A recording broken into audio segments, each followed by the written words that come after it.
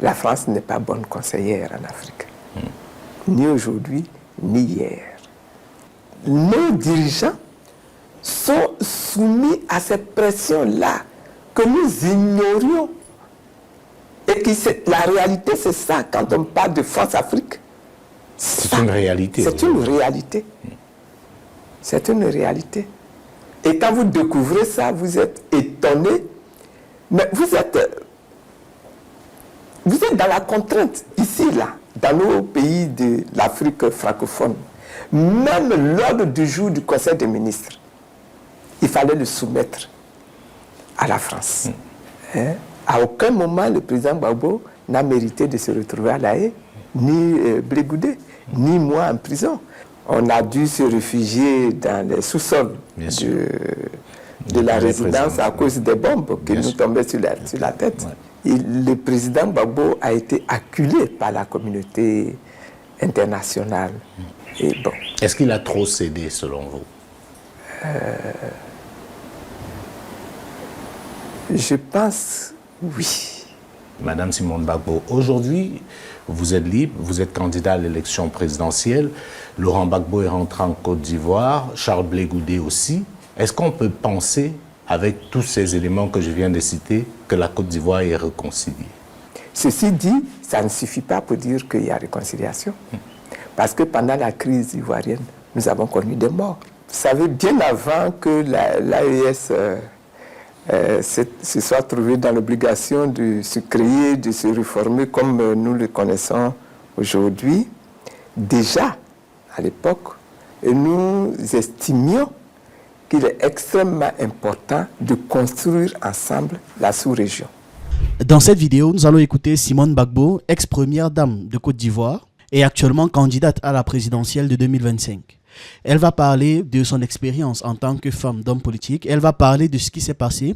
D'ailleurs, l'interview va commencer avec un retour sur l'histoire, un retour sur son interprétation et sur ce qu'elle a vécu. Et par la suite, elle va donner un avis sur la situation internationale, que ce soit en Afrique ou alors dans le monde.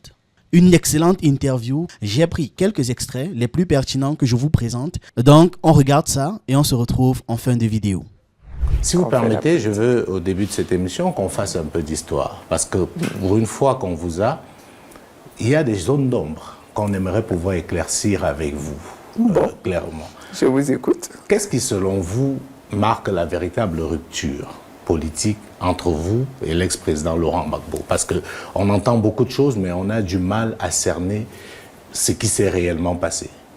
Dans la gestion des vies, il y a des moments où vous êtes d'accord, et puis il y a des moments où vous n'êtes plus d'accord, et puis que ça provoque de la distance, mais je ne crois pas que la rupture soit d'ordre idéologique. Non. Voilà. Mais on sait déjà qu'à l'intérieur, vous n'étiez pas d'accord et vous l'avez fait savoir sur un certain nombre de choses. Oui, ben, j'estime que c'est normal ça. Quand vous êtes ensemble dans une organisation politique, il y a des choses sur lesquelles vous êtes d'accord, il y a des choses sur lesquelles vous n'êtes pas d'accord. Et quand vous n'êtes pas d'accord, il est bon de le dire.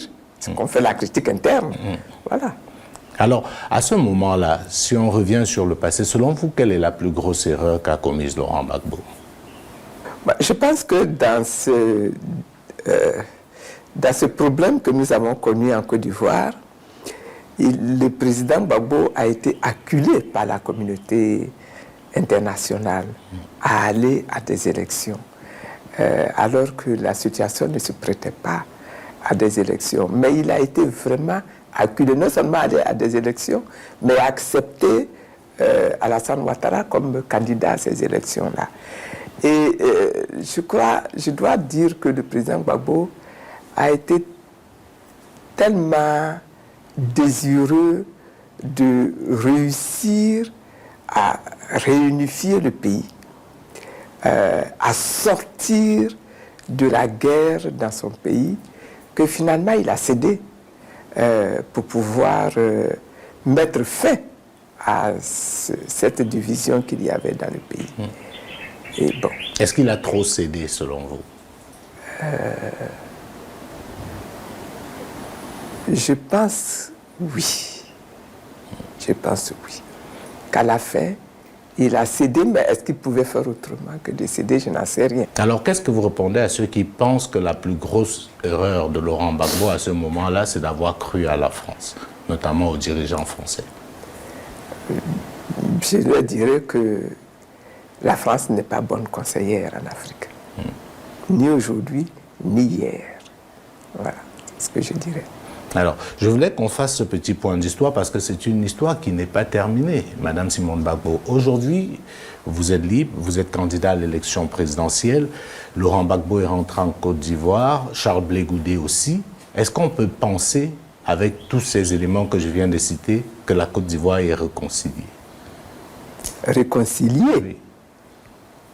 Mais la Côte d'Ivoire est très loin d'être réconciliée. C'est un des défis que nous avons aujourd'hui à surmonter et à affronter, c'est la réconciliation de la Côte d'Ivoire. Mais ce retour de Laurent Gbagbo, Charles Blé Goudé, vous-même, vos libérations, j'ai envie de dire vos réinjections dans le jeu politique, est-ce que ce n'est pas des actes qui peuvent être considérés comme des actes ayant matérialisé, ne serait-ce qu'un début concret de réconciliation? J'ai salué ma sortie de prison. Évidemment, quand vous êtes en prison, vous êtes intéressé à sortir de prison. J'ai salué le retour du président Gbagbo et j'ai salué le retour du Blé Goudé. Je considère que ce sont des actes de justice.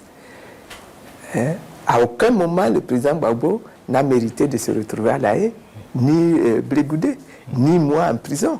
Et donc, si ça s'est fait, je considère que ce sont des actes de justice qui sont réalisés à notre direction. Ceci dit, ça ne suffit pas pour dire qu'il y a réconciliation. Parce que pendant la crise ivoirienne, nous avons connu des morts. Nous avons connu des destructions. Nous avons connu des personnes qui ont perdu tous leurs biens. Jusqu'à aujourd'hui, des gens qui ont perdu leurs biens, qui ont perdu leur position. Qu'est-ce qui leur a été fait, proposé comme réparation, comme restitution même de leurs biens? Rien du tout. Donc, il y a encore beaucoup à faire sur le chantier de la réconciliation. La réconciliation, c'est tout un processus, toute une série d'actes qu'il faut poser. Dans ce pays, nous avons eu des victimes. Il faut les reconnaître. Ces victimes-là, ce ne sont pas seulement des personnalités politiques. Il y a également dans la population des villages qui ont été détruits, des gens qui se sont retrouvés chassés de leur maison, des gens dont les plantations leur ont été arrachées. Il faut s'asseoir, il faut régler cela, il faut réparer, il faut restituer les biens. Donc ce n'est pas des élections qui règlent ces problèmes. Mais à quoi a servi le ministère de la Réconciliation depuis sa création? Alassane Ouattara avait eu un ministère de la Réconciliation. Selon vous, il n'a servi à rien finalement. Parce que quand je vous écoute, on est très loin d'avoir... Ils ont produit des documents. Oui. Mais les documents n'ont jamais même été officialisés, mis à la disposition des uns des autres et mis en application. En tout cas, il n'y a rien eu. Ce qui va faire la tension des élections, c'est autre chose. Ce n'est pas la réconciliation qui va faire la tension aux élections. Ce qui va faire la tension pour ces élections-ci, c'est que le cadre même des élections, le système électoral qui est mis en place, il n'est pas adéquat. Il n'est pas accepté, il n'a pas provoqué la confiance des Ivoiriens. C'est ça qui est le vrai problème. Pendant que vous étiez enfermé dans ce bunker, qu'est-ce qui s'y passe concrètement? Tout le monde voudrait être là comme une petite souris pour savoir ce que vous vous dites. Moi, je vous parle en tant que journaliste. On a dit, non, c'est Simone Gbagbo qui a radicalisé Laurent Gbagbo. C'était elle, l'aile dure. C'est elle qui ne voulait rien entendre. Qu'est-ce que vous dites aux Africains aujourd'hui par rapport à cet épisode? Qu'est-ce qui s'est réellement passé? Bon, vous savez, quand on était dans ce que vous appelez le bunker, ce n'est pas un bunker, c'est le palais présidentiel. Oui, bien sûr. C'est la résidence présidentielle. On a dû se réfugier dans les sous-sols de la résidence à cause des bombes qui nous tombaient sur la tête. Ouais. Mais on avait également, au début, tant que c'était possible, discuté ensemble, continuer nos réunions politiques pour décider ensemble de ce qu'il fallait faire, de ce qu'il fallait dire. Et donc, on a discuté un certain nombre de questions. Par exemple, les résultats des élections. Justement. Est-ce qu'il faut les annuler? Est-ce qu'il faut les accepter? C'était des échanges. Et dans ces échanges-là, les conclusions qui se passaient, qui se décidaient, c'était qu'il fallait maintenir. On avait gagné les élections et je confirme que les élections ont été emportées par le président Gbagbo. Les élections présidentielles ont été emportées par le président Gbagbo. Mais c'est pas ce qu'avait déclaré la CEI à l'époque. 53% pour Alassane Ouattara, c'est le chiffre officiel qui avait été annoncé. Non, c'est pas la CEI qui avait dit ça. Oui. La CEI n'a jamais proclamé qu'Alassane Si, madame, on se rappelle de la sortie de Bakayoko, qui était le président de la CEI. Non. Recadrez-vous, reprenez. Je reprends tout. Et voilà. La CEI a organisé les élections et a donné les résultats des élections, comment on appelle ça, les premiers résultats. Oui. La CEI a été incapable de donner des résultats à temps, dans les délais, ça on le sait. Dans les délais. Et donc, tout a été transféré au Conseil constitutionnel, qui a repris, qui a réexaminé et qui a proclamé le président Gbagbo vainqueur. Quand ces résultats ont été proclamés, les Français sont venus prendre le président de la CEI, l'ont amené à l'hôtel du Golfe, au QG d'Alassane Ouattara. Et puis, il y avait également Choi, qui était le représentant du secrétaire général de l'ONU. Et c'est ensemble là-bas, avec la communauté, enfin, ce qu'on appelle la communauté internationale, qui ont proclamé la victoire de Alassane Ouattara. Voilà. Et le Conseil constitutionnel a renchéré en disant que eux-là n'ont pas pouvoir ni compétence de proclamer des résultats. Mais ils étaient lancés. Bien sûr. Voilà. Ils ont obligé de toute façon le président Gbagbo à organiser les élections parce qu'ils avaient prévu cette chute. Il y avait un agenda selon vous qui était prévu avant. Donc, quelle que soit l'issue, vous voulez dire, l'issue était connue d'avance. Donc, ok. Alors, l'autre chose que je voulais vous demander, c'est est-ce que vous en voulez au président Laurent Gbagbo? Moi, je ne parle pas de Laurent Gbagbo, votre mari, je parle de Laurent Gbagbo, le président de la République, pour un certain nombre de décisions. Vous avez vu ce qui a fait l'actualité récemment, notamment la sortie de Robert Bougie. Est-ce que vous lui en voulez à Laurent Gbagbo, sincèrement, Simone Gbagbo? Vous savez, comme j'ai dit tout à l'heure, il y a des décisions qui n'auraient pas dû être prises par Laurent Gbagbo. Comme donner l'argent à Jacques Chirac, par exemple. Qu'est-ce que vous pensez de ça? Tous les chefs d'État africains le font. Donc ça, ah bon? Oui, pour vous, c'est un épiphénomène. C'est un épiphénomène, ça. Est-ce que vous trouvez ça normal? Parce que vous balayez ça d'un revers de la main. Je balaye ça. Les Africains regardent ça étant stupéfaits. Ça relevait du fantasme jusqu'à ce que le président Laurent Gbagbo le confirme lui-même. Parce que vous vous doutez bien que c'est de l'argent des Ivoiriens. Ce n'est pas l'argent sorti de la poche de M. Gbagbo. Et pendant qu'on est dans un pays où les gens manquent de tout, donner des sommes aussi faramineuses à un dirigeant futile de la France, est-ce qu'on peut balayer ça d'un revers de la main? Bon, écoutez, j'ai balayé ça d'un revers de la main, c'est vrai. Et donc ça peut choquer, c'est vrai. C'est pas parce que je suis d'accord avec ça, mais parce que on a accédé au pouvoir et on a constaté un certain nombre de faits et qui, justement, motivent mon maintien dans le combat. C'est que nos dirigeants sont soumis à ces pressions-là que nous ignorions. Et la réalité, c'est ça, quand on parle de France-Afrique. C'est une réalité. C'est une réalité. C'est une réalité. Et quand vous découvrez ça, vous êtes étonné. Mais vous êtes dans la contrainte, ici, là, dans nos pays de l'Afrique francophone. Même l'ordre du jour du Conseil des ministres, il fallait le soumettre à la France.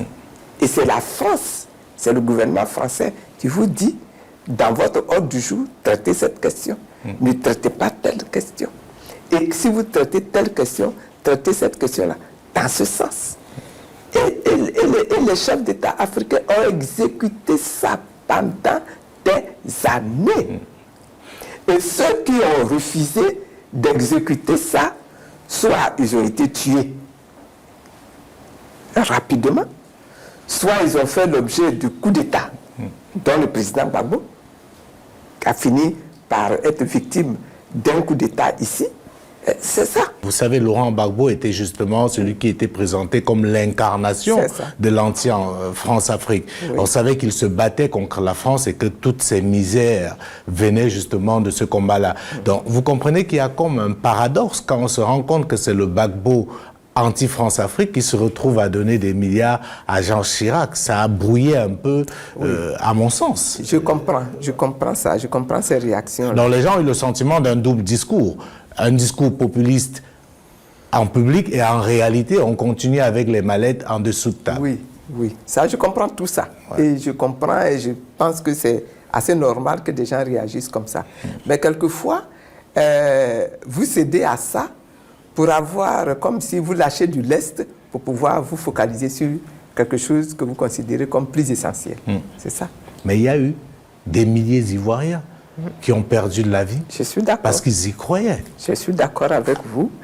Alors, Madame Gbagbo, on va sortir de la Côte d'Ivoire pour parler maintenant de l'Afrique. Et pour faire cette transition, je vais vous laisser répondre à la question d'un confrère qui est au Burkina Faso. Oula!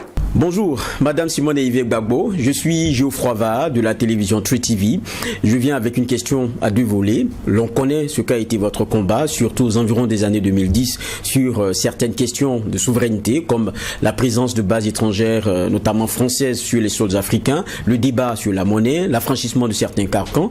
Aujourd'hui, ce sont des combats menés et assumés par les pays de l'AES, l'Alliance pour les États du Sahel. Certains dans la course à la présidentielle ivoirienne comme vous, Laurent Gbagbo pour ne pas le citer, a dit rêver d'un élargissement de l'Alliance, l'AES, à la Côte d'Ivoire. Cet élargissement pour la candidate à la présidentielle que vous êtes est-il envisageable ou quel type de relation justement avec ces pays engagés dans cette lutte pour la souveraineté quand on connaît les tensions d'aujourd'hui avec le pouvoir d'Abidjan? Vous savez, bien avant que l'AES se soit trouvé dans l'obligation de se créer, de se réformer comme nous le connaissons aujourd'hui, déjà, à l'époque, on était encore dans le FPI et nous estimions qu'il est extrêmement important de construire ensemble la sous-région. Il y avait un certain nombre de points que nous devions prendre en considération fortement. L'intégration. Notre économie dans notre région, dans notre pays, doit être quelque chose de vraiment maîtrisé par nous-mêmes, les Ivoiriens, les Africains, nous-mêmes d'abord. Et puis, nous estimons également qu'il y a un combat commun que nous devons mener. C'est de nous libérer de tout ce qui se présente à l'extérieur comme puissance non africaine, mais qui a la volonté de nous maintenir dans une espèce de néocolonisation où nous ne maîtrisons rien, ni notre culture, ni notre art, ni notre politique, ni notre sécurité, nous ne maîtrisons rien. C'est qu'il est important que nous travaillions à notre souveraineté. Nous travaillons à notre souveraineté. Et quand je dis souveraineté, ça veut dire que nous, les Africains, là, nous devons être capables de prendre les décisions qui nous arrangent pour nous-mêmes. Quand on a vu maintenant ceux de l'AES confrontés à ces problèmes-là déjà, arrêter la décision de sortir de la CEDEAO,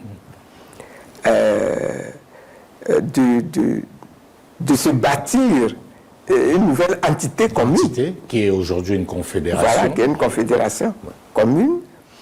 De prendre position sur la question de la monnaie, du CFA. Bon, ça va dans le combat que nous menons.